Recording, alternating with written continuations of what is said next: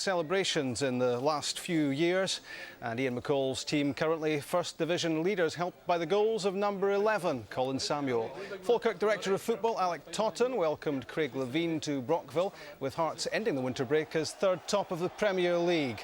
Falkirk have young talent in Colin Samuel, Mark Kerr, Stephen Rennie and Lee Miller, but bags of experience as well in the likes of Hughes and Henry and of course the boy Coyle. Hearts had 20-year-old Craig Gordon in goal, with on-loan keeper Tepi Moylanen on the bench. Teenager Graham Weir replaced Andy Kirk up front. The referee was Willie Young, and the game didn't take long to come alive. Brockville has been the graveyard for so many big cup hopes over recent years. Falkirk have a quite incredible record in the cup competitions, and they look to maintain it here against Premier Hearts, and immediately just the glimmer of an opportunity for 10-goal Colin Samuel.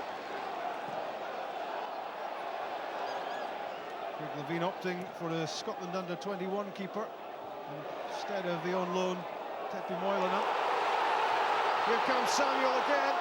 A real opportunity this for Falkirk, and so close to the opening goal inside the opening minute.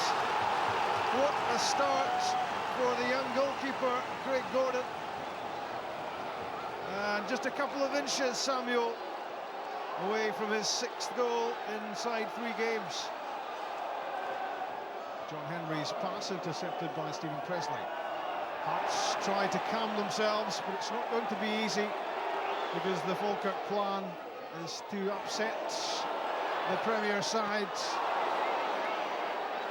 Samuel's turn, Samuel's shot, Samuel's goal!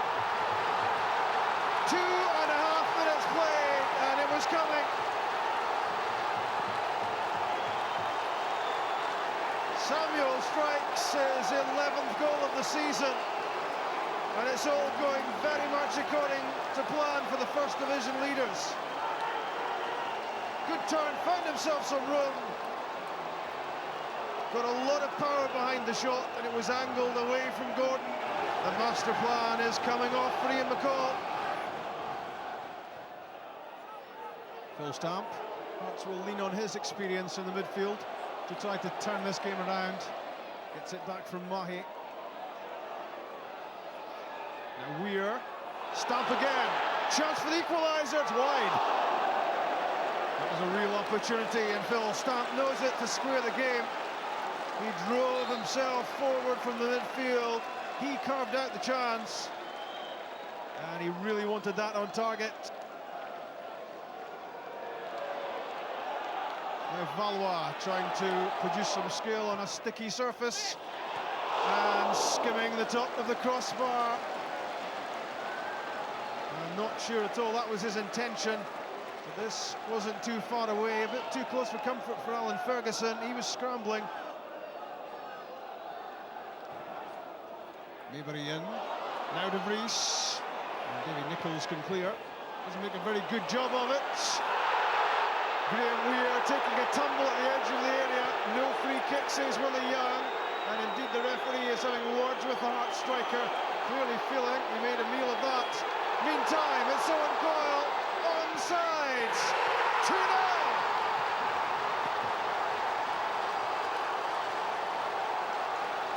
Minutes gone, Falkirk 2 up. All the composure in the world from a man who knows all about taking chances. It's Coyle's 13th goal of another very productive season, and you just knew that here he would have the beating of Craig Gordon. Ian McCall's team 2 ahead. This was the moment that Willie Young chose to have words with Weir. He reckoned the Hearts striker took a dive as he tried to nip in between 2 Falkirk defenders. And from there, of course, Falkirk scored. It's Samuel again in behind the Hearts defence. Colin Samuel. 2 for Samuel, 3 for Falkirk. It's quite incredible. It's all falling apart for Hearts, and it's party time for the home team. Yet again, the Tynecastle team opened up at the back. They just couldn't cope. with the pace of Samuel. His speed across the surface was remarkable, and for the third time in the match, 20-year-old Craig Gordon, a beaten man. Half an hour played, and what a half hour at Brockville. Unforgettable stuff. Samuel, this time looking to be the set-up man, but Stephen Rennie was never going to catch that.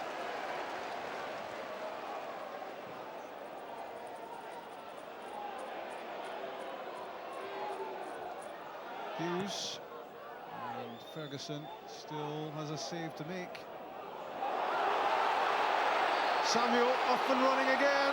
Is it going to be the hat-trick? You know, it is. Sensational stuff from the Trinidad and Tobago International. We've played 31 minutes, and that's a Scottish Cup hat-trick for Colin Samuel. If he gets beyond you, there's no catching him, and his finishing has matched his pace here today. It's been outstanding.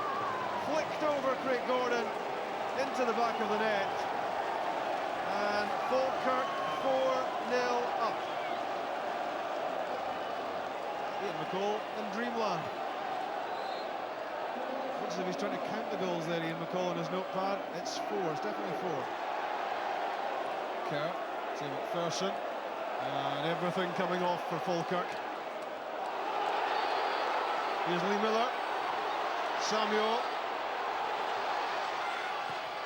plays it back in for Lee Miller, and just a fraction away from number 5.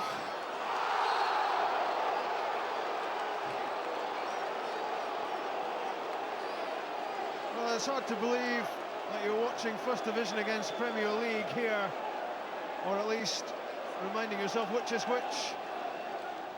McPherson to Samuel.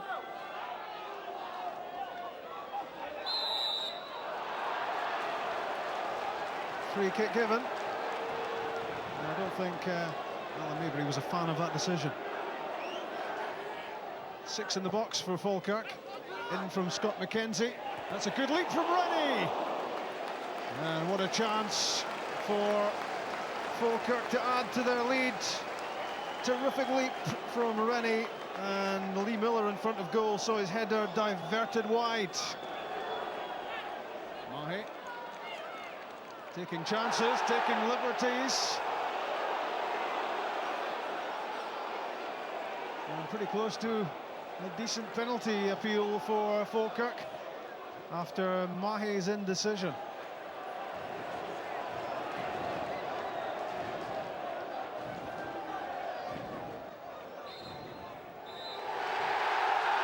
Another remarkable Scottish Cup story has unfolded at Brockville.